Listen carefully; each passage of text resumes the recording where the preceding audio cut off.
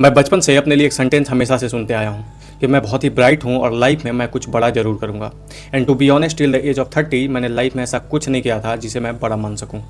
और ऐसा नहीं था इस दौरान मैं मेहनत नहीं कर रहा था या मैं डेडिकेटेड या डिसिप्लिन नहीं था। मैं वो सब कुछ कर रहा था जो आज के समय में सो कॉल्ड वर्क होते हैं सक्सेस पाने के लिए, लेकिन लाइफ में मीनिंगफुल कुछ भी नहीं था। आई एम श्योर कि आपके लाइफ में भी कोई ना कोई ऐसा एम जरूर होगा जिसके लिए आप दिन रात एफर्ट कर रहे होगे, अपना 100% या कभी कभी उससे ज़्यादा भी दे रहे होगे, लेकिन आप उस गोल को अचीव नहीं कर पा रहे होगे। और जब आपके हार्डवर्क का फ्रूटफुल रिजल्ट नहीं मिलता है तो आप ये सोचने लगते हो कि आखिर प्रॉब्लम कहाँ है, मैं कहाँ मिस्टेक कर रहा हूँ जो मैं सही डायरेक्शन में गोल की तरफ नहीं बढ़ पा रहा हूँ। मैं आपसे ये प्रॉमिस तो बिल्कुल नहीं करूँगा कि इस वीडियो से आपके लाइफ की सारी समस्याएं खत्म हो जाएंगी या फिर आप अपने मिस्टेक्स को क्लियरली देख लोगे, लेकिन इतना प्रॉमिस मैं जरूर कर सकता हूं कि इस वीडियो से आपको इतना क्लियर पर्सपेक्टिव जरूर मिल जाएगा जो आपको सही डायरेक्शन में सोचने के लिए प्रेरित जरूर करेगा। बचपन से लेकर जब तक मैं स्टडी करता था, अपने हर काम को लेकर मैं बहुत ही सजग रहता था। हर काम टाइम से करनी है, लेकिन इसके साथ ही साथ मैं सोशली भी काफ़ी एक्टिव रहता था। चाहे किसी से भी बात करनी हो, कभी कोई झगड़ा हो जाए, कोई लफड़ा हो जाए, या स्टेज पे 100 लोगों के सामने बोलना भी हो, एक्टिंग करनी हो, खराब सुर में गाना हो, आई हैड नो फियर।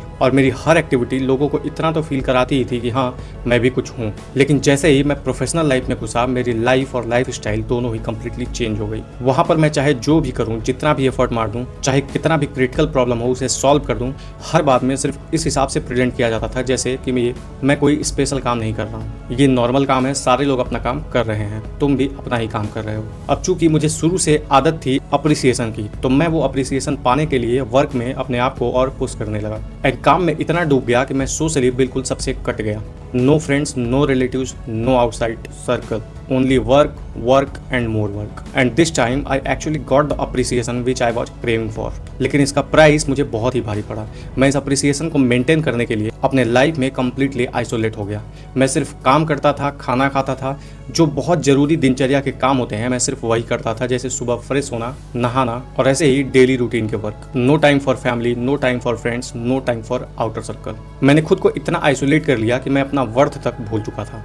मुझे ये तक ध्यान नहीं रहा कि इस फेक अप्रिसिएशन के आड़ में मुझे सिर्फ और काम और काम और काम मिलते जा रहा है और उस काम की एक्चुअल प्राइस मुझे नहीं मिल रही है। मेरे साथ ऐसा नहीं था कि कोई मुझे फोर्सफुली काम करा रहा था, मैं उस अप्रिसिएशन के लिए खुद ही उस काम में घुसे रहता था।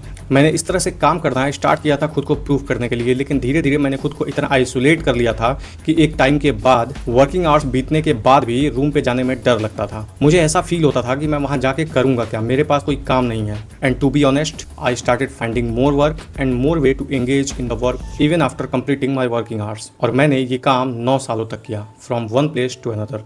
कुछ समय के बाद मेरी हेल्थ खराब होने लगी, भयंकर लेवल के डार्क सर्कल्स, फेस का ग्लो खत्म, always irritated and so many things. And my wife started feeling the symptoms and she said, please change the job and get it into your home town even if you get lesser salary then this. अब यहाँ पर मुझे भले ही मेरी स्थिति समझ में नहीं आ रही थी, but my family was noticing everything. Now started the change journey. मैंने कंपनी चेंज की and I got the job in my home town. And इस न्यू प्लेस पे शुरुआत के 1-2 महीने में काफ़ी डिस्टर्ब था, क्योंकि यहाँ पर काम को काम की तरह ट्रीट किया जाता था और मेरी हैबिट ऐसी हो चुकी थी कि काम मेरे लिए मेरे लाइफ से भी बड़ी चीज़ थी। Well, I adjusted here with in 3 to 4 months and after that I could not show enough gratitude towards my wife. Her one decision changed my life. जब मुझे यहाँ 3-4 महीने हो गए, then I started realizing कि यार मैं भी इंसान हूँ, मशीन नहीं।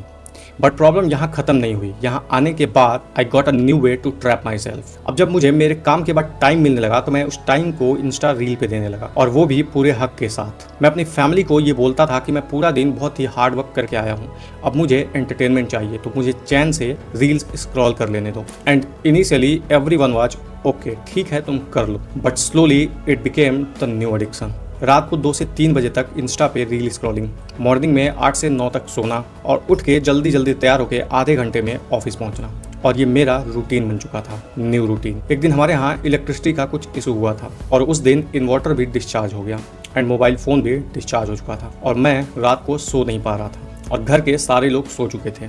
मैं कभी छत पे टहलता, कभी बाहर बरामदे में, कभी रूम में। And that day I realised कि यार एक एडिक्शन छूटी तो मैंने दूसरी पाल ली है, और मैंने डिसाइड किया कि जैसे ही मेरा मोबाइल वापस से चार्ज होगा मैं पहला काम करूंगा इंस्टा एंड फेसबुक को अनइंस्टॉल करूंगा। एंड मैंने वो सेम काम किया। अब जब मैं वापस आने लगा तो कभी बच्चों के साथ खेलना, कभी उनके होमवर्क में उनकी हेल्प कर देना और कभी ऐसे ही आते ही सो जाना। बट मेरे मन में वो क्रेविंग वीडियो देखने की अभी भी चल रही थी।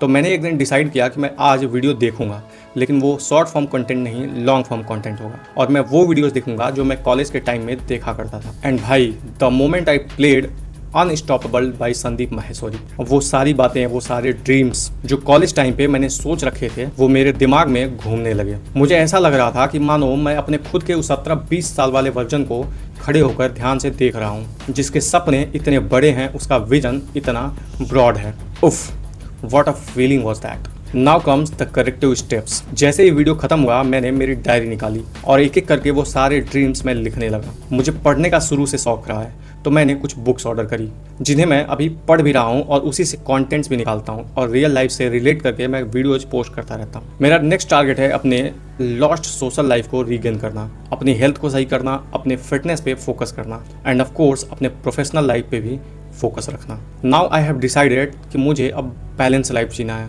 सपनों की लिस्ट अभी भी बहुत लंबी है, लेकिन मुझे अब जल्दी नहीं है। मुझे ऐसा नहीं है कि मुझे 6 महीने के अंदर ही सारे गोल्स अचीव कर लेने हैं और वो अचीव करने के लिए खुद को झोंक देना है।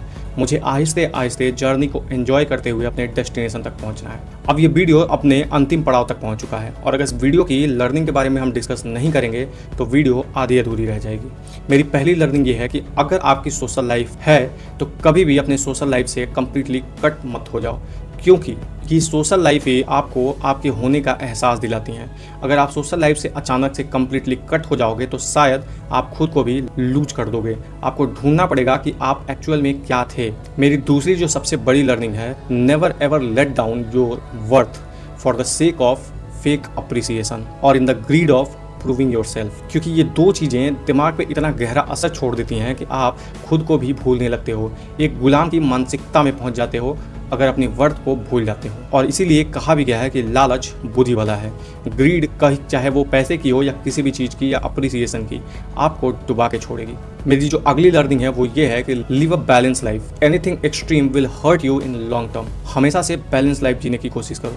किसी भी एक चीज़ में अपने आप को झोंक देना और बाकी सारी चीज़ों को कंप्लीटली छोड़ देना लॉन्ग टर्म में तुम्हें नुकसान ही पहुंचाएगी। और अगली और सबसे महत्वपूर्ण learning, prioritise your family always. क्योंकि आप अपने आप को भूल सकते हो, बट जेन्युइनली अगर आप अपने गोल्स पे काम कर रहे हो और ये चीज़ आपकी फैमिली को दिख रहा है कि बंदा डेडिकेटली काम कर रहा है, तो वो आप पर एक नज़र बना के रखती है। तो please focus on your family also. ये जितने भी लर्निंग, जितने भी स्टोरी मैंने सुनाई, ये मेरी पर्सनल स्टोरी है, तो इसमें ऐसा बिल्कुल भी नहीं है कि आपके लिए भी सिमिलर वे में रिलेट हो सकता है कि आपकी लाइफ की स्टोरी अलग डायरेक्शन से आई हो, बट मैंने अपने पर्सपेक्टिव को उस हिसाब से शेयर किया है जो मैंने खुद फील किया है। इस वीडियो को बनाने का बिल्कुल भी ऐसा मकसद नहीं है कि मैं विक्टिम मेंटालिटी को दिखाना चाहता हूँ। ऐसा नहीं था मेरे साथ कि कोई भी मुझे ज़बरदस्ती ये काम करवा रहा था और मैं उस चीज़ का विक्टिम था। ये मैंने अपने माइंड की कंडीशनिंग को यहाँ पर डिस्क्राइब किया है, जिससे आपको ये चीज़ समझ में आया कि anything extreme can destroy your life completely. So thanks for watching, thank you very much.